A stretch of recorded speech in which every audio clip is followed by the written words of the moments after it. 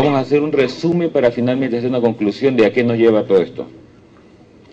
Es conocido por todos, y esto fue un trabajo ya del año 94, que a mayor edad, mayor prevalencia de disfunción eréctil.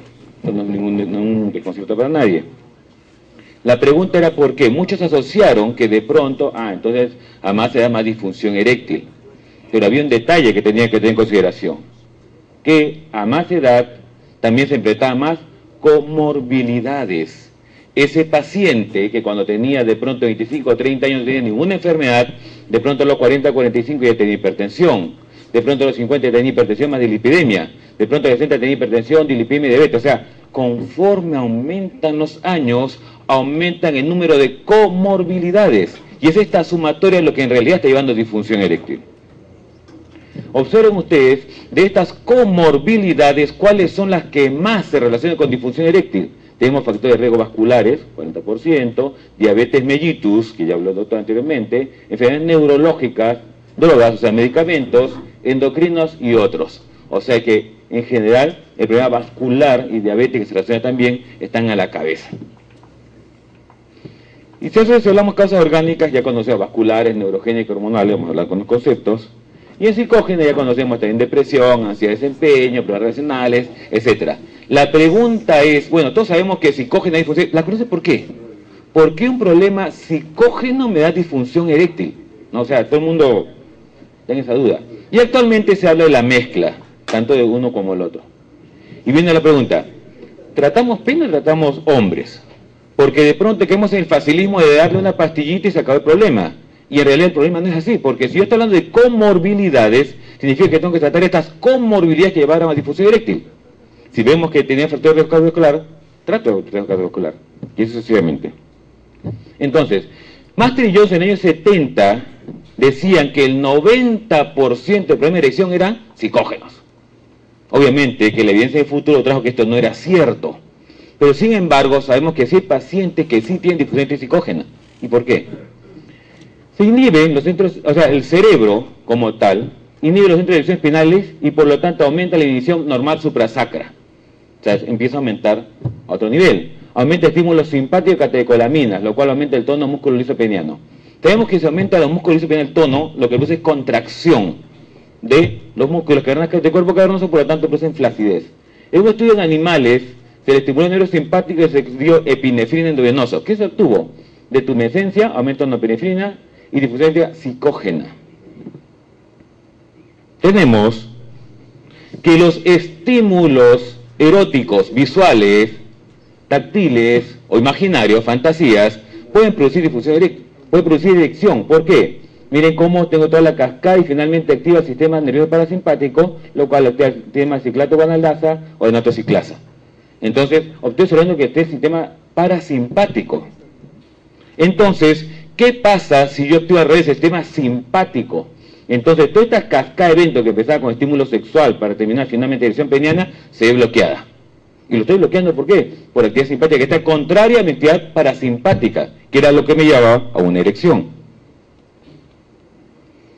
Tanto así, que si hablamos de pronto de la ansiedad, que frecuentemente se reúne con disfunción de desempeño, se vio que aquí había mucho aumento de norepinefrina, lo cual aumentaba el calcio del músculo liso, producía contracción del músculo liso y producía disfunción eréctil. Tanto así que se llegó a decir de pronto, ¿se aconseja entonces ansiolíticos? No, los ansiolíticos deprimen más al paciente. Entonces se llama psicoterapia, una causa de ansiedad. ¿Y qué tiene causa neurológica? Tenemos que existe deseo, testosterona, que se ve bastante, dopamina, tenemos muchos neurotransmisores que finalmente no termina aquí el tema. Entonces llego a la parte de supraespinal. De la vía espinal tengo vasoconstricción, norepinefrina, otra vez volvemos al sistema simpático y relajación para producir erección. Entonces, a nivel central, tenemos tanto en el hipotálamo, el área preóptica medial, neuroparaventricular, que son centro de integración sexual y erección. Entonces, sabemos que desde el punto de vista neurogénico, el problema de erección es 10 a 19% de causa, que no excluye otras, por supuesto. Entonces, si tenemos que todo está a nivel del hipotálamo, cualquier cosa que lesione ese nivel, produce disfunción eréctil, enfermedad de Parkinson, ACV, encefalitis, etc. Y que no solamente altera, sino también altera eyaculación y altera orgasmo. Tenemos las vías somáticas, y aquí viene justo el tema de erección reflexógena. el paciente que de pronto tiene lesiones medulares y depende de nuestro nivel. ¿Es supraespinal, superior o es inferior? Y miren cómo se relaciona la cantidad de disfunción eréctil. Las neuronas parasimpáticas agravios de parasimpática, importante dirección reflexógena, igual que la vía columbar, compensa pérdida sacra. Requiere este paciente con esa lesión, ¿qué cosa requiere? Estímulo táctil para producir una erección. Lamentablemente esta erección, en estas condiciones va a ser de bajo tiempo y requiere un estímulo continuo para poder producir, no se da. Y una lesión de columna afecta tanto la vía aferente como la vía eferente. Mencionamos que como comorbilidad había el tema de vascular y se relaciona mucho con ¿qué? Con síndrome metabólico. Este síndrome metabólico, ¿cómo lo puedo hablar? En base a la obesidad, que el mejor marcador es la circunferencia abdominal, triglicéridos, HDL, presión arterial o glicemia. Basta 3 o más de esto para hablar de síndrome metabólico. Lo mismo, ¿y qué tiene en común? Que al final había un problema de aterosclerosis. En el Perú, un trabajo de 2006, miren la prevalencia, cómo ha ido aumentando conforme aumenta la edad. Está aumentando en Perú la prevalencia de síndrome metabólico. De todos los factores, se vieron que había una línea recta, sobre todo con la circunferencia abdominal, que no solamente es la grasa externa que se ve, también es la grasa visceral. Dentro de las vísceras también tienen grasa y eso también contribuye con el problema. Entonces, esta circunferencia abdominal, al cambiar en el tiempo, te modifica mi factor de riesgo de disfunción sexual eréctil. Este es un trabajo interesante donde se ve la escala IF, o sea, se les preguntó a los pacientes sobre su función sexual, y a menos puntaje observen cómo va aumentando su riesgo de disfunción eréctil, pero también de síndrome metabólico.